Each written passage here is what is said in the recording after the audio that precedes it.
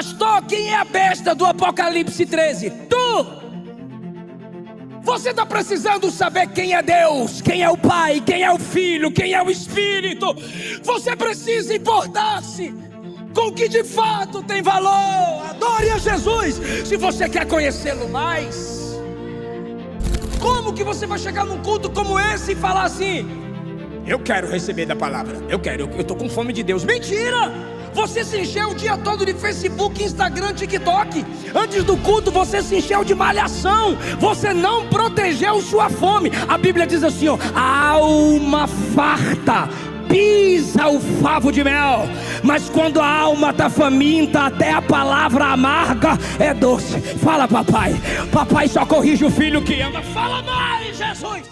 Queridos pais do Senhor Jesus, por favor, abra sua Bíblia comigo. Evangelho segundo escreveu João, capítulo 6. O versículo 45 diz assim: está escrito nos profetas, e serão todos ensinados por Deus. Portanto, todo aquele que do Pai ouviu e aprendeu, vem a mim.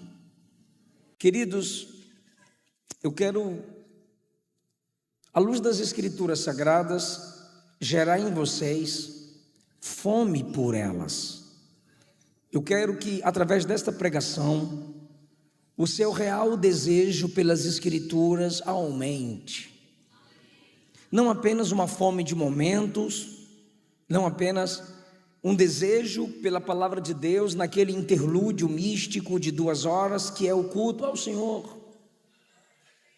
É quando no pós-culto você veja a Bíblia como um pão diário. Se você prega, canta ou evangeliza, que você não veja a Bíblia apenas como a espada de um guerreiro que deve ser usada apenas nos momentos das batalhas, mas um pão que te fortalece, porque de nada adianta ter uma forte espada com as mãos fracas. E só as Escrituras nos fortalecem como guerreiros de Deus para esta última hora. Desde o Antigo Testamento, a Bíblia caminha por esse prisma de despertar-nos para crescermos no conhecimento da palavra de Deus. Deuteronômio capítulo 6 diz que nós temos que inculcar a palavra de Deus na mente dos nossos filhos. Ou seja, mesmo que eles não queiram, precisamos expor as Escrituras diante deles. O salmista diz no Salmo 27, um texto que a gente canta tanto: uma coisa eu pedi ao Senhor e eu vou buscar isso que eu pedi, é que eu possa morar na casa do Senhor todos os dias da minha vida para 2 coisas. Eu quero contemplar a formosura do Senhor e quero aprender no seu templo. Pastor Henrique César pode ter certeza que eu me sentiria incomodado, mas não temeria em pregar esse sermão em muitos ambientes nos quais eu prego. Mas aqui na sede em Campinas, onde meus filhos estudam numa escola teológica para crianças toda terça, minha esposa e eu os trazemos.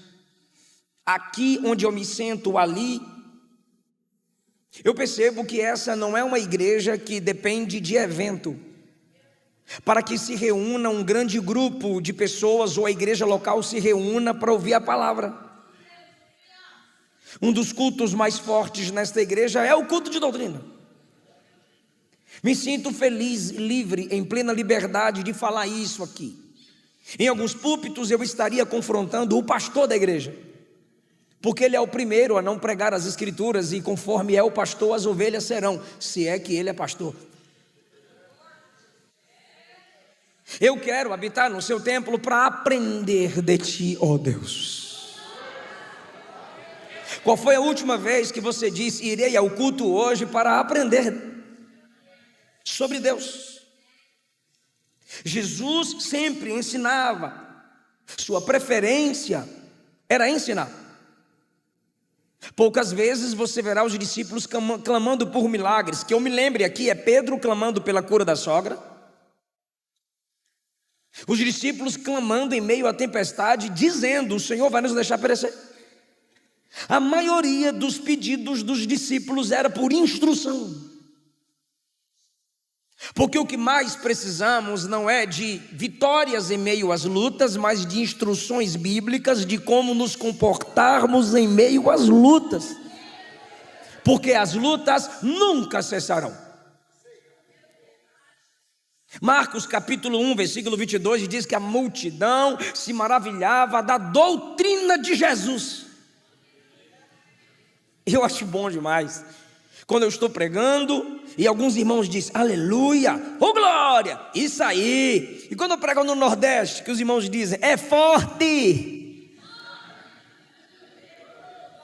Tem nordestino aqui? Eu sou. O glória, esse glória eu conheço desde a infância, irmão. Na hora da palavra. Dois públicos diante de Jesus estão em João capítulo 6. O primeiro, os discípulos. E o tema da minha pregação é: por que não crescemos no conhecimento de Deus? Você já se perguntou, por que eu não consigo crescer na palavra? Seja sincera consigo mesma, sincero consigo mesmo. Por que eu não entendo os textos como eu deveria entender? Por que minha mente não se abre, mesmo estando a Bíblia aberta? Eu quero apresentar algumas dificuldades, que você pode vencê-las aqui hoje, a partir dessa palavra. E vai, em nome de Jesus. O primeiro público são os discípulos, que é ensinado. Vocês leram comigo, está escrito nos profetas: e todos serão ensinados por Deus. Claro que é um texto escatológico, mas Jesus já começou a ensinar desde o Éden. O Senhor aparecia no jardim para instruir o casal, e eles trocaram a sabedoria de Deus por causa da inteligência da serpente. A multidão que está diante de Jesus está faminta, e Jesus vai testar os discípulos e pergunta a Filipe: onde compraremos pão para alimentar essa grande multidão? Naquele momento que Jesus pergunta onde compraremos, Filipe diz a Jesus que o problema não é onde, mas é como, pois neles não tinham dinheiro. E enquanto Filipe está tentando explicar para Jesus o tamanho do problema, chega André com um menino que estava com o pão dos pobres, pão de cevada, 5 pães e 2 peixinhos. André está sempre trazendo alguém para Jesus. E ele traz o menino com 5 pães e 2 peixinhos e diz: Senhor, no lugar em que estamos, diante da multidão que estamos, só esse aqui tem comida, mas o que é isso para tantos? São pragmáticos. E Jesus então lhes ordena: organize, coloque as pessoas para se sentarem. E quando as pessoas se assentam, Jesus pega o que tem, levanta, agradece, ora, e manda os discípulos que duvidaram servir a multidão. Então Jesus começa com eles, ensinando eles, os discípulos: nunca duvidem daquele que está sempre cuidando de vocês. Jesus está instruindo aos discípulos: vocês duvidaram da providência para a multidão, e agora eu uso vocês para entregar o que eu provi para a multidão. Como Deus é perfeito em nos instruir. Nem sempre Ele vai te usar só porque você tem plena confiança de que Ele vai te usar. Nem sempre Ele vai te usar só porque você olha para o público e diz: esse público depende de mim. Não! Na maioria das vezes, ou perfeitamente, Ele te usará quando você entender que você é menor do que a capacidade desse público. De que estar de pé diante de um público não te torna autoridade sobre eles, mas servos deles. Porque num restaurante, quem senta é o cliente, quem fica em pé é o garçom. Então eles, duvidando da provisão para a multidão, Jesus os usa para direcionar a multidão à provisão. E quando todos se alimentaram e ficaram saciados, Jesus disse: não é para desperdiçar, recolham o que sobrou em 12 cestos. Primeiro, Jesus abençoou para sobrar. Segundo, Jesus não deixa sobrar para desperdiçar, é pecado. Quando você gasta em excesso, se valendo daquilo que você sabe que foi Deus que lhe deu. Jesus abre a porta, cabe nós mantermos a porta aberta. Já foi profetizado pelo pastor Galdino: Jesus te estabelece ou nos estabelece em família. Cabe nós aprendermos a vivermos em família. Ele nos abençoa, cabe nós crescermos com inteligência para sabermos administrar o que Deus tem nos dado. Ele disse: não é para desperdiçar. Preservem o que eu lhes dei. Jesus está ensinando aos discípulos em meio à prosperidade. Por que tem gente que quando está na prova se deixa aprender, mas quando prospera não quer mais aprender? Quando você estava na prova, você queria fazer curso teológico, você queria vir à quarta central, você estava no culto de doutrina, começou a prosperar, você fechou a Bíblia. Você achou esse seu óculos esses dias, você tinha até comprado outro, aí quando achou o óculos antigo, estava na Bíblia, e você diz: 3 meses que eu não achava meu óculos. É porque você está vendendo muito, está viajando muito, fechando muitos contratos. Sua prosperidade fechou o seu coração para o aprendizado. De nada adianta enriquecer sem sabedoria. Uma hora sua torre cai. Ele está instruindo os discípulos em meio à prosperidade, em meio à multiplicação. Segundo lugar, ainda estou no grupo dos discípulos. Quando acaba a multiplicação e a multidão está alimentada, Jesus olha para os discípulos e diz: peguem um barco e atravessem. Ainda em João 6. Eles pegam o barco e atravessam. Só que Jesus fica para orar com o Pai. E enquanto eles estão atravessando as águas, soprou um forte vento. Cantou Edna. O vento sopra, a tempestade surge. Eles estão preocupados e temerosos. Do nada aparece Jesus diante deles andando sobre as águas. Quando eu digo do nada, é quando eles menos imaginaram, porque eles nunca haviam visto um milagre como aquele. Mais uma vez, Jesus está instruindo os discípulos: eu faço coisas novas. Eu não me limito a trabalhar do jeito que vocês estão acostumados. Ele vem andando sobre as águas, mostrando para os discípulos que Ele é Deus. Porque essa é a proposta de João, mostrar que Jesus é Deus. Então ele seleciona alguns milagres que os conecta ao Antigo Testamento, mostrando que assim como o Pai operou tais milagres no Antigo Testamento, Jesus opera porque Ele é Deus. Lembra da multiplicação dos pães com Elias? Jesus está operando.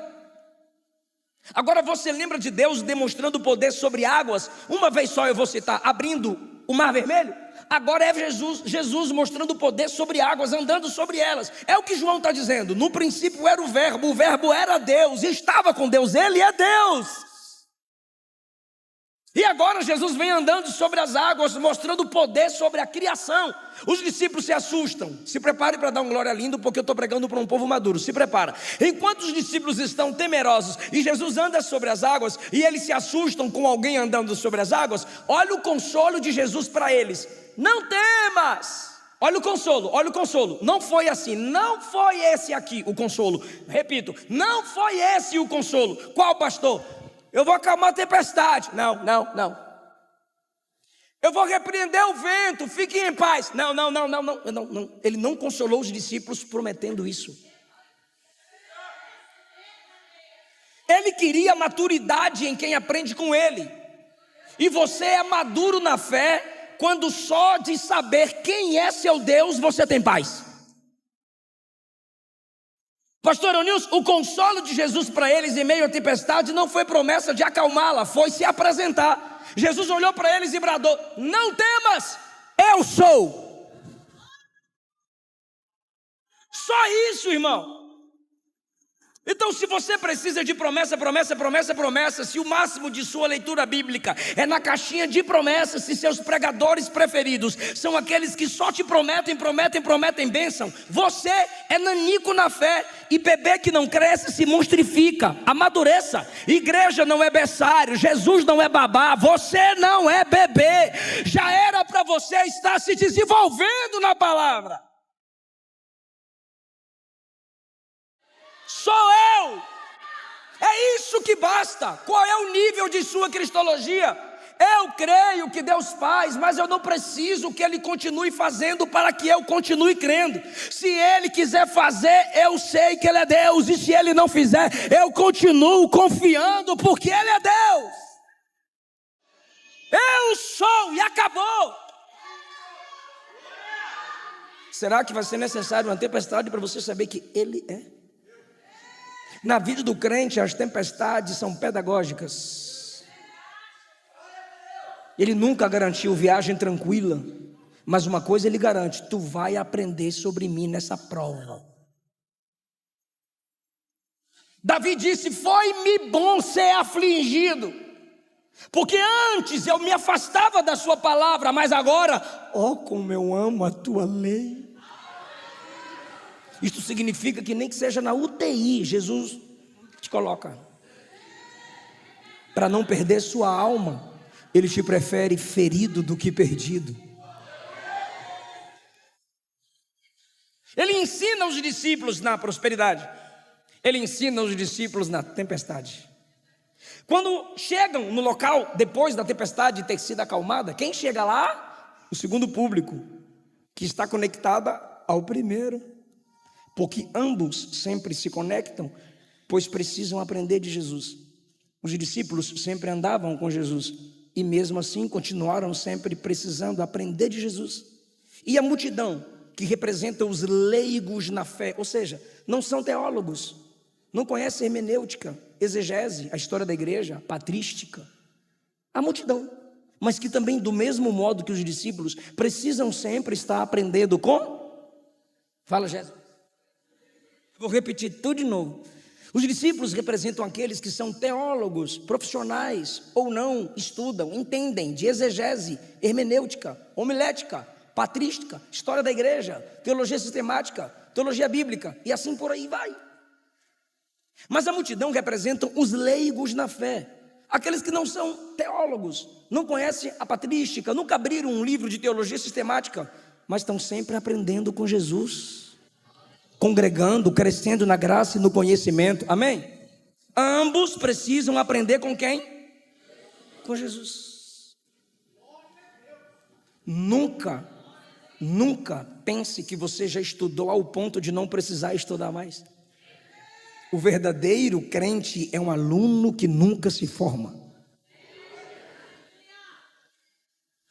Agora é o segundo público, a multidão. Quando Jesus chegou, quem está lá? A multidão. Olha que... Tem uns textos na Bíblia que é para estressar a gente mesmo. É por isso que a Bíblia é espírito. As palavras de Jesus, Ele disse: minhas palavras são espírito e vida. O único livro que você lê e tem sentimento no texto são as Escrituras. Tu não pode mandar um eu te amo para tua esposa sem um coraçãozinho, um coração no zóio. Eu não posso repostar alguma coisa da Luana sem botar nada. Fica sem graça, vazio. Você não pode mandar uma mensagem assim no WhatsApp para certas pessoas, muito seca. O cara vai pensar que você está brigando. Qual é? Você está tirando com a minha cara? Manda áudio para mim aí para eu entender o que você está falando. Sempre tem que ter um emojizinho, alguma coisinha para que simplifique ou demonstre com mais facilidade o que você está querendo dizer. O único livro que você abre e sente é a Bíblia. Então eu leio a Bíblia e choro. Eu leio a Bíblia e dou risada. Lembra? Jesus, quando é preso, um cara sai correndo e o lençol cai, o cara sai pelado no meio da rua. É engraçado. Tem coisas engraçadas na Bíblia, mas tem coisas que te iram. Quando Jesus chega do outro lado com os discípulos, pós-tempestade acalmada, quem está lá? A multidão que havia se alimentado no dia anterior, porque Ele havia multiplicado o pão. Aí chegam para Jesus, só porque Jesus fez um milagre para eles, e perguntam assim, capítulo 6, versículo 25. Mestre, quando o Senhor chegou aqui? Eu fiz um milagre para vocês, eu cuidei de vocês, eu alimentei vocês, e agora eu tenho que responder para vocês a hora que eu cheguei aqui. Porque a gente queria saber quando foi que o Senhor chegou aqui. Olha a resposta de Jesus, como quem diz: eu não lhe devo satisfação. A resposta é tramontina, é sério. Tome, repara, eu li o 25, olha a resposta dele no 26. Na verdade, vocês estão aqui não porque entendestes os sinais, mas só porque encheram a barriga. Peraí, a gente não está falando isso. Olha a pergunta da multidão: quando o Senhor chegou aqui? Eu acabei de chegar porque eu estava orando, né? Aí eu fui andando sobre as águas, eu fui devagar, eu não fui correndo, porque o que apressa o homem não me apressa. Aí eu fui andando, aí os discípulos ficaram com medo. Não, ele não dá explicação. Ele desvia o foco e diz: vocês só estão aqui, não vocês aqui, estou imitando Jesus lá, tá? Senão vira, pastor ofende a igreja em Goiânia. Aí eu vou ter que responder, depois tu me chama de polêmico. Aí Jesus olha para a multidão e diz: vocês não estão aqui porque entenderam o sinal. Eu gostaria que galeria e nave Meu Deus do céu. Não é respondesse, que eu não estou fazendo pergunta. Eu ia falar respondesse, repetisse. Eu queria que todos repetissem, diga: entendessem o sinal, entenderam o sinal. 1, 2, 3. Olha o que Jesus pergunta. Vocês não... Pergunta não, afirma. Vocês não estão aqui porque entenderam o sinal. Vocês estão aqui porque comeram do pão e se saciaram. What? O que tem a ver? Tudo. É que para eles a multiplicação dos pães foi para encher o bucho.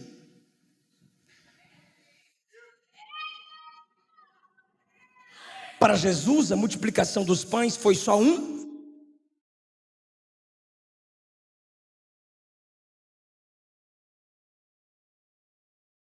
pão. E o sinal, pão, sempre aponta para algo maior: Jesus. Então, quando eu multipliquei o pão, era para vocês saírem de lá dizendo: Ele teve compaixão de nós. Quando eu multipliquei o pão, era para vocês saírem de lá dizendo: Ele é Deus. Quando eu multipliquei o pão, era para vocês saírem de lá dizendo: Ele está no controle da situação. Quando eu multipliquei o pão, era para vocês saírem de lá dizendo: Ele é diferente, vamos segui-lo. Mas não, vocês não estão aqui por mim. Vocês não entenderam que eu só multipliquei o pão para atraí-los a mim. Vocês estão aqui porque se saciaram. Primeiro, sabe por que não crescemos no conhecimento de Deus? Porque nos importamos com aquilo que menos importa. Quando eles estão diante de Jesus, o que é que importava? O que Jesus os fez se importar? O que? Senhor, nos ensina. Senhor, prega para nós. Senhor, fala conosco. Senhor, foi maravilhoso te ouvir ontem. Fala com a gente de novo. Mas não, que hora o Senhor chegou? Por isso muitos dentre vocês que estão me escutando na nave, na galeria, não crescem na palavra, não se desenvolvem no conhecimento de Deus. Vocês estão se portando com bobagens. Qual velocidade a arca de Noé andava sobre as águas? Morre, chega lá, pergunta para ele. Pastor, quem é a besta do Apocalipse 13? Tu! Você está precisando saber quem é Deus, quem é o Pai, quem é o Filho, quem é o Espírito. Você precisa importar-se com o que de fato tem valor. Adore a Jesus. Se você quer conhecê-lo mais, busque-o.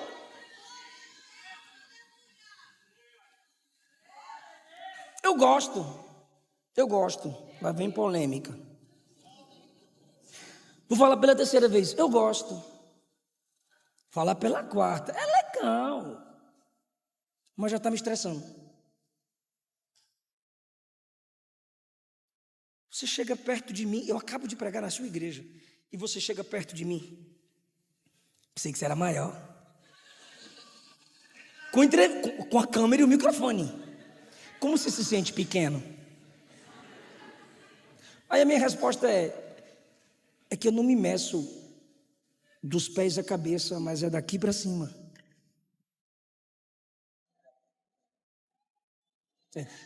Vai revelar CPF? Aí eu falo: vá atrás do seu profeta preferido. Bora falar de Bíblia. Você tem 10 minutos comigo. Você tem 10 minutos com um professor de teologia.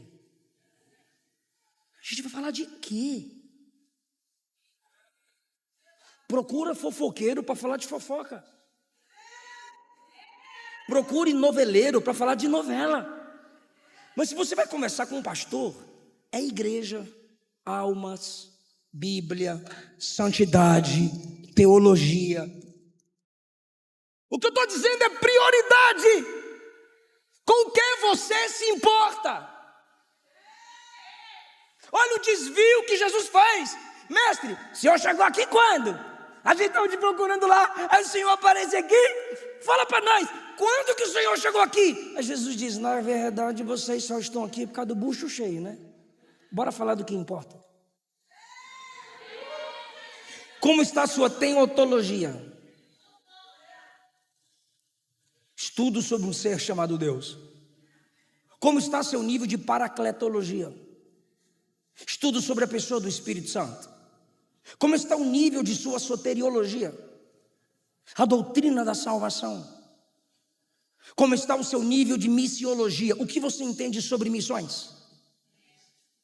Como está o seu nível de cristologia?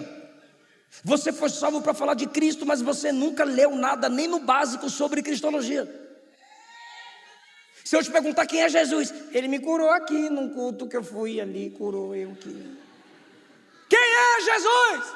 Ele abriu uma porta para mim. Não, pelo menos você deveria iniciar. Ele é maravilhoso, conselheiro, Deus forte, Pai da eternidade, o príncipe da paz. Me faltam palavras para expressar quem Ele é. É o meu Deus, é o meu Salvador, é o meu Redentor, é o meu amigo, o meu Consolador, aquele que morreu a minha morte para eu viver a vida dele, aquele que nasceu, viveu, morreu, mas ao terceiro dia ressuscitou e brevemente voltará para me buscar, para me arrebatar, e eu viverei eternamente com Ele. Estamos nos importando com bobagens teológicas. Eu estou entrando no campo da apologética, porque existem guerras ínfimas.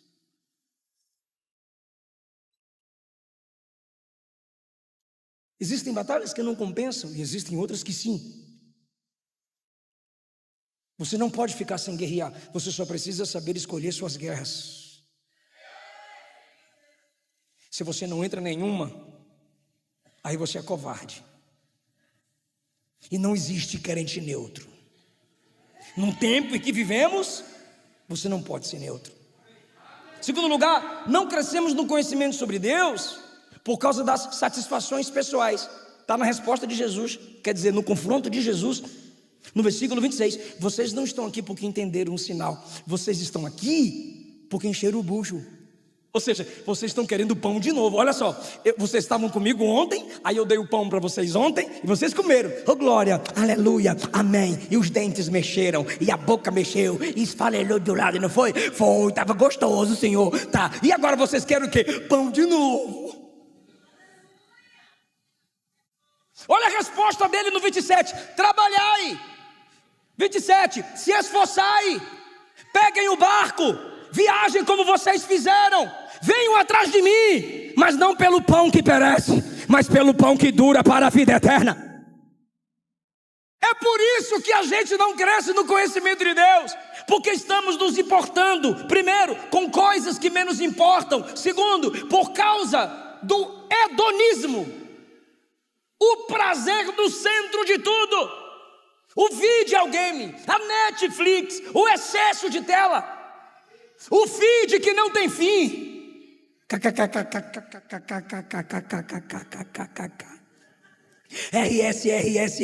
RS. Pode isso, Arnaldo. TikTok. Sem querer, meu Deus do céu, sem querer. Tem congressos que eu prego que eu estou chegando com a Luana, sem perceber. Crianças e adolescentes na fila para entrar na igreja, ou no evento, ou comprando lanche, sem perceber, a criança ou o adolescente está assim, e até jovens.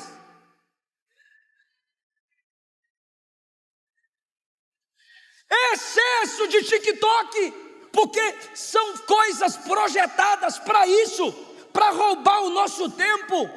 Imagem, o áudio, tudo ali, as cores, tudo ali é projetado para tomar o seu tempo. E as mães e pais permitindo que seus filhos se acostumem apenas com si. Como é que que esses meninos vão amadurecer na fé se quando eles abrem a Bíblia no Gênesis já tem Deus dizendo: não comerás do fruto da árvore do meio.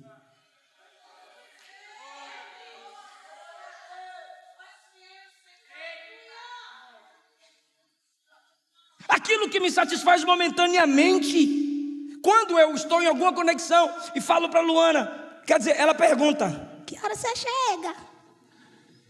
Aí eu falo a hora, ela diz: não lancha, não come nada aí que eu estou fazendo almoço.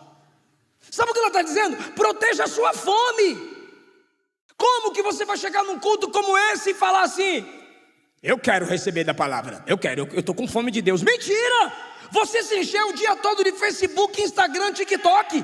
Antes do culto você se encheu de malhação. Você não protegeu sua fome. A Bíblia diz assim, ó: a alma farta pisa o favo de mel, mas quando a alma está faminta, até a palavra amarga é doce. Fala, papai. Papai só corrige o filho que ama. Fala mais, Jesus.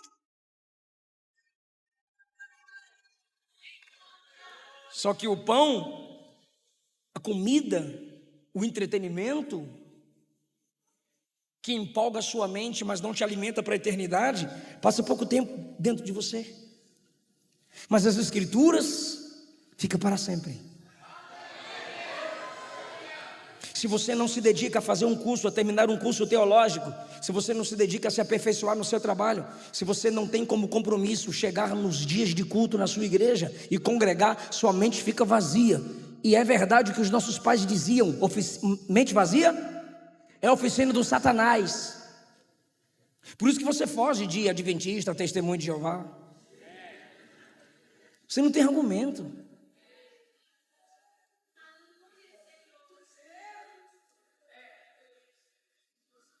Eu perguntava para minha mãe na ceia, quando ela pegava o pãozinho e o cálice, minha mãe já começava a chorar, só de pegar o cálice.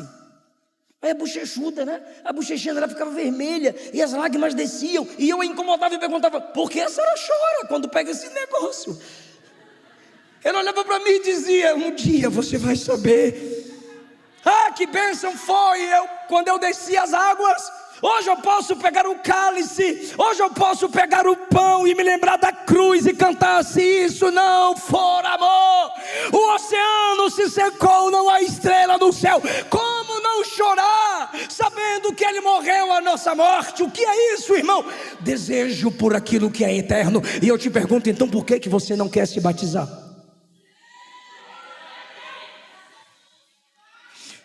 Você pensa que simplesmente alguém te apresentar na casa do oleiro como mais alguém que preenche uma cadeira te faz participante do livro da vida? Você pensa que pelo fato de você encher uma igreja, você já está apto a encher o céu? Por que você não quer batizar? Por que você não se importa em cear? Por que você atrasa voltar para Jesus? Não invente desculpa. Eu estou esperando Deus resolver algumas coisas. Se Deus fizer isso, se fizer aquilo, eu volto. Não, o que Ele tinha de fazer, Ele já fez. Ele encarnou, morreu por você na cruz do Calvário. Se você tem sede, venha. Renuncie a si mesmo. Eu sei porque você não quer voltar para Jesus. Porque você está enraizada nas coisas dessa terra. Você está enraizado nas coisas dessa terra.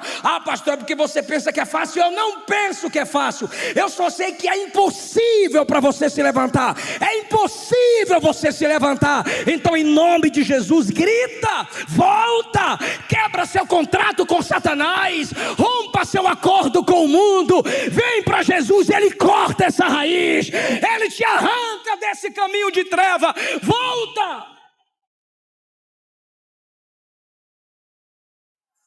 Porque se você fosse tão forte, você não teria caído. Pastor, mas Jesus conta a parábola, que quando eu vejo muita parábola, se quando eu vejo esse parábola, você aprende. Você é pastor, vai atrás, você é bicho, você faz bé, ovelha rouca. A mulher foi procurando ela. Completa a parábola, bonitão. Completa a parábola, folgada.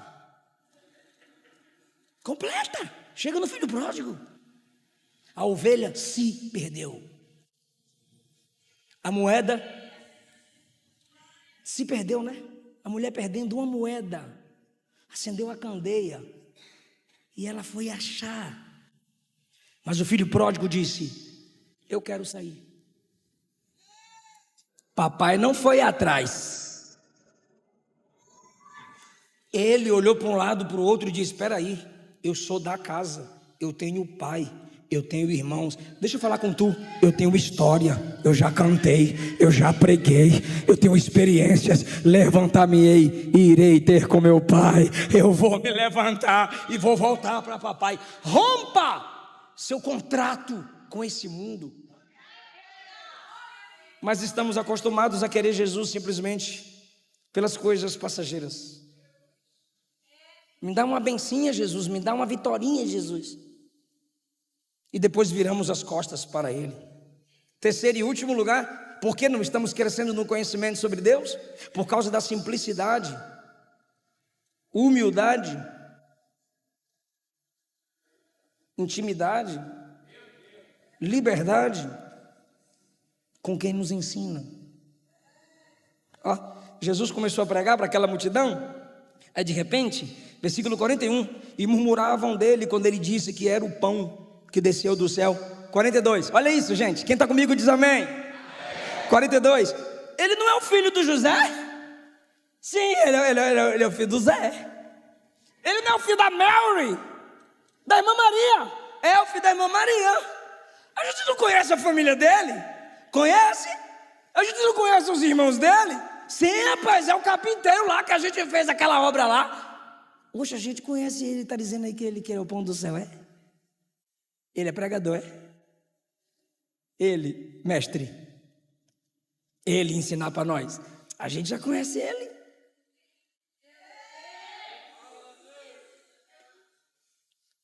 A simplicidade do evangelho é um tropeço para quem é soberbo.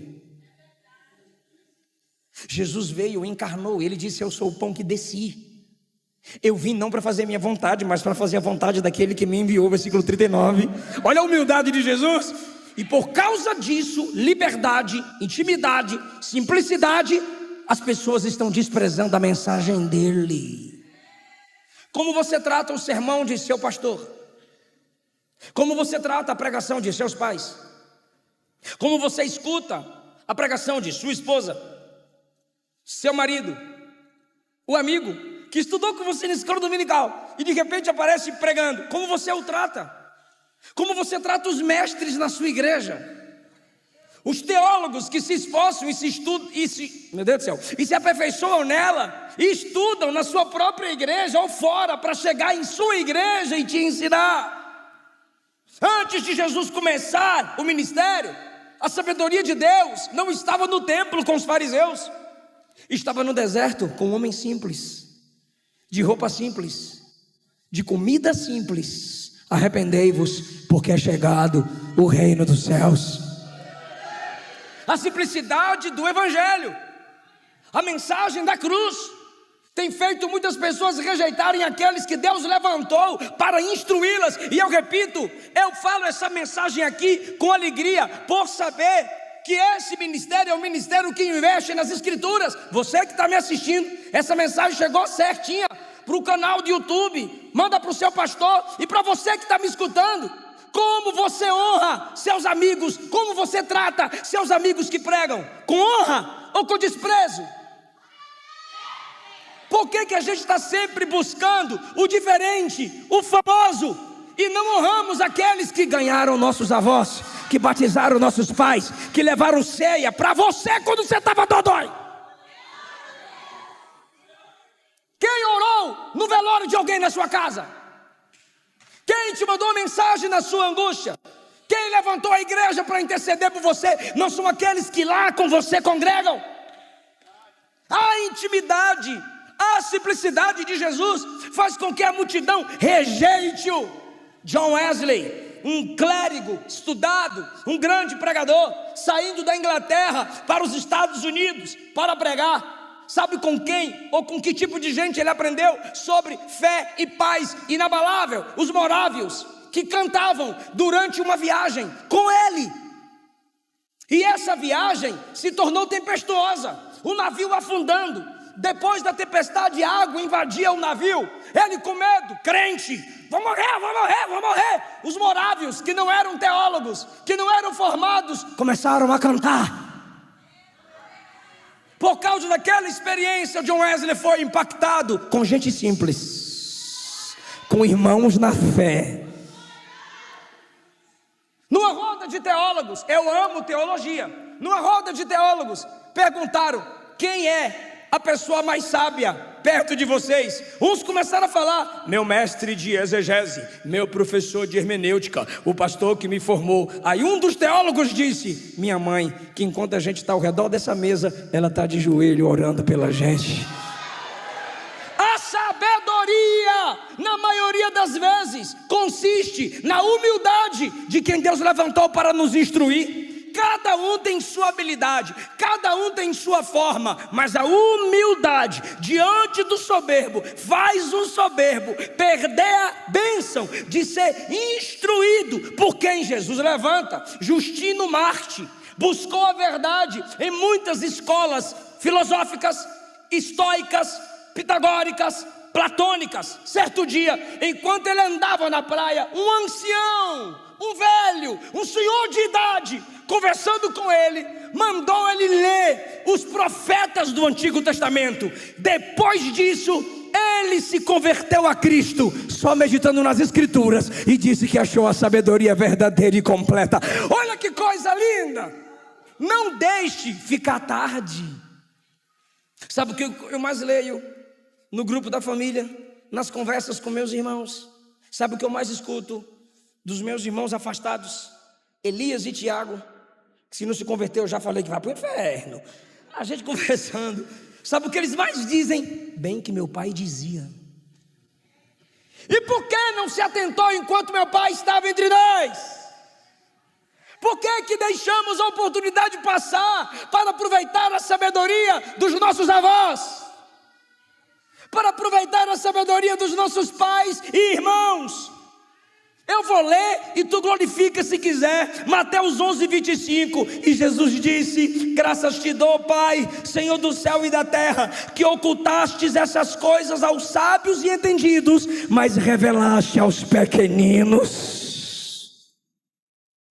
Tem coisa que vem do Pai só para quem tem simplicidade e dependência de Deus. Estude, se aprofunde, mas nunca se sinta maduro se você não consegue escutar quem consegue simplificar o que é profundo. O que foi que Paulo escreveu? 1 Coríntios 1:27. Deus escolheu as coisas loucas deste mundo para confundir as sábias. Deus escolheu as coisas fracas deste mundo para confundir as fortes. Vou continuar. Deus escolheu as coisas vis, desprezíveis, as que não são, para aniquilar as que são, para que nenhuma pessoa se glorie perante Ele. A Ele a honra, a Ele a glória, a Ele o louvor, que Ele use quem Ele quiser, que Ele use quem Ele quiser. Toda verdade é verdade de Deus.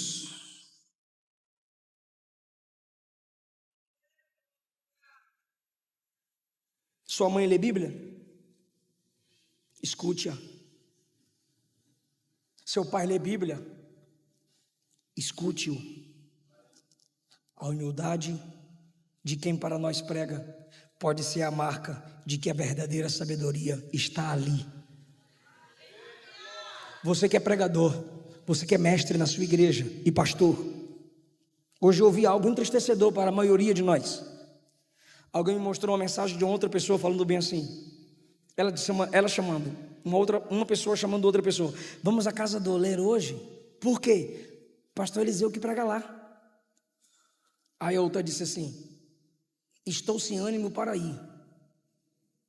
E se eu fosse, eu não iria, porque é o pastor Eliseu. Eu quero coisa diferente. O que os pastores percebem nas suas igrejas? O que os mestres que estudam segunda, terça, quarta, quinta e sexta e sábado, para quando chegar na escola dominical, tu está dormindo, roncando de boca aberta? Eu queria ver a cara dos professores da escola dominical, olhando para os jovens e adolescentes cantando: eu te amo, Jesus, eu sou apaixonada pelo Senhor, eu guardei sua palavra aqui. E o pastor presidente olhando para a sua cara: eu estou te esperando no culto de doutrina e tu nunca vem, hein? O professor da escola dominical vendo como que você ama a palavra, se você nunca está presente na congregação. Não, mas eu amo Deus em casa, eu estudo em casa, ninguém sabe da minha intimidade. A questão é que você é luz, e a Bíblia diz que não se pode ocultar uma cidade iluminada, e é para deixar a sua luz brilhar diante dos homens, para que vejam suas boas obras e glorifiquem o vosso Pai que está no céu. E toda a sua devoção pública tem que ser resultado de sua devoção secreta. Se você apenas tem devoção secreta, você é uma tocha apagada, é uma luz que não brilha. E você foi chamada para influenciar. Como amamos a Deus se desprezamos os mestres? Gostamos de pregadores, e eu sou pregador. Gostamos de profetas.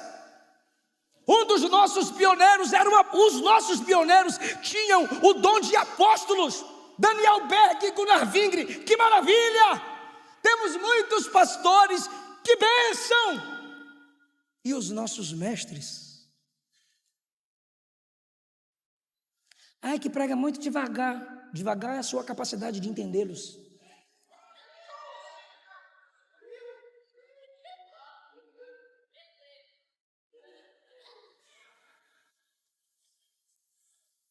Você que é mestre, você que é pregador, que se esforça para pregar a palavra na sua igreja, e poucos te dão valor. Você é pastor, que está se esforçando para ensinar a sua igreja na doutrina. Você é mestre, que está estudando na semana para ensinar aquele povo, e pouca gente te valoriza. Eu tenho uma palavra de Deus para a sua vida, fique em paz. O próprio Jesus foi rejeitado, o próprio Jesus passou por isso, mas olha a igreja sustentada há 2000 anos, crescendo aí até hoje. O que eu estou lhe dizendo é que o Espírito de Cristo habita em você. Uma criança que te escuta hoje, um adolescente é edificado pela sua mensagem hoje, e amanhã alguém vai dizer: eu prego hoje porque alguém, foi ele, foi ela, foi ele, foi ela, foi ele, falou de Jesus para mim, abriu um texto, me impactou. A semente está oculta aos seus olhos, mas vai brotar, vai brotar. Eu vou repetir: vai brotar. Sabe por quê? Porque em toda a igreja tem esses dois tipos de crente aqui. Só quem é de Bíblia vai dar glória a Deus comigo agora. O primeiro tipo de crente é aqueles que, enquanto estão ouvindo a palavra, eles cumprem o que está escrito aqui, ó. Depois que Jesus começou a pregar, 66, muitos dos seus discípulos tornaram para trás e não andavam mais com ele. Prega a palavra, prega a verdade. Vai ter muita gente que vai te abandonar, mas também vai ter o segundo público. Jesus olhou para os discípulos e perguntou: e vocês também não vão embora não na hora da palavra? Pedrão levantou e disse: para que iremos nós? Só tu tens a palavra de vida eterna. Aleluia! Quem ama a palavra, levante a mão. Galeria Nave, quem ama a palavra, levante a mão. Jesus me manda lhe dizer: eu te dou sabedoria, eu te dou graça. Receba luz na mente, luz na mente, luz na mente. Isso aqui não é um livro codificado, isso aqui não é um livro secreto, é a palavra revelada do Senhor. E toda investida de Satanás na sua mente eu repreendo agora, cai por terra agora.